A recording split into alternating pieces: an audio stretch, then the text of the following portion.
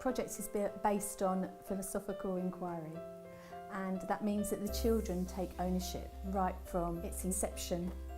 It really is unique, and I'm very much interested in this idea of flattening hierarchies and challenging power structures that are in place.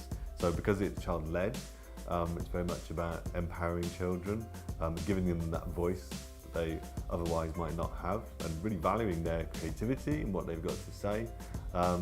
But it's also about respecting them as artists in their own right. There's no right or wrong answer to art. It means that the children can explore, you can give them that freedom to really excel at something, even though some children are not academic. The Bread World workshop for the Turner Contemporary Takeover Day, that's just going to get fully immersed into one beautiful material that has so much potential. And I've really enjoyed that. You can never predict how they're going to interpret a task.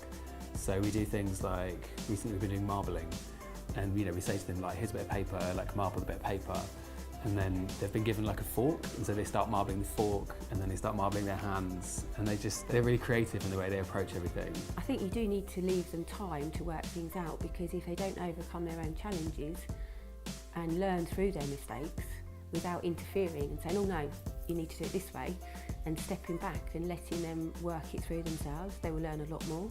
Older groups can often tend to have more preconceptions and assumptions about what art should be, whereas what surprised me about this group is that they're very open and don't tend to get hung up on terminology. I think before people or parents and children had felt that the Turner was for something sort of for the elite, and that you had to really understand art, or it was somewhere where they wouldn't be welcomed, whereas this has completely broken down all of those barriers. I think when we were there at Christmas, they'd made big gingerbread houses out of cardboard boxes.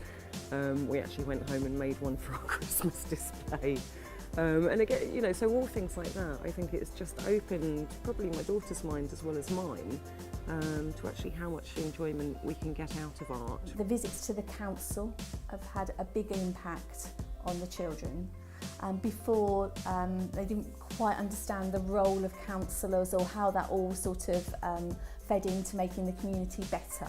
Now they know that they have a voice, and that they again feel more confident to say what they feel, because they're the future of Margate and of our community. We can see that through the media of art, actually children's self-esteem and confidence can be raised, which then has an impact upon standards within the classrooms. For us as a school, the philosophical inquiry has really worked. That will be rolled out across the school so other children can have those opportunities to develop in the same way that these children have through this project.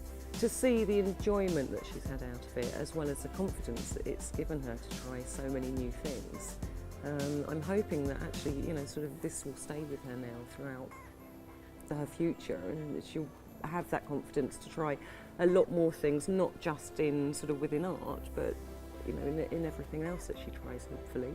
I would definitely recommend this project to other schools because of the benefits, for the children, for the community, and for them in their future lives, knowing that they are part of a community that they will have a say in as they get older.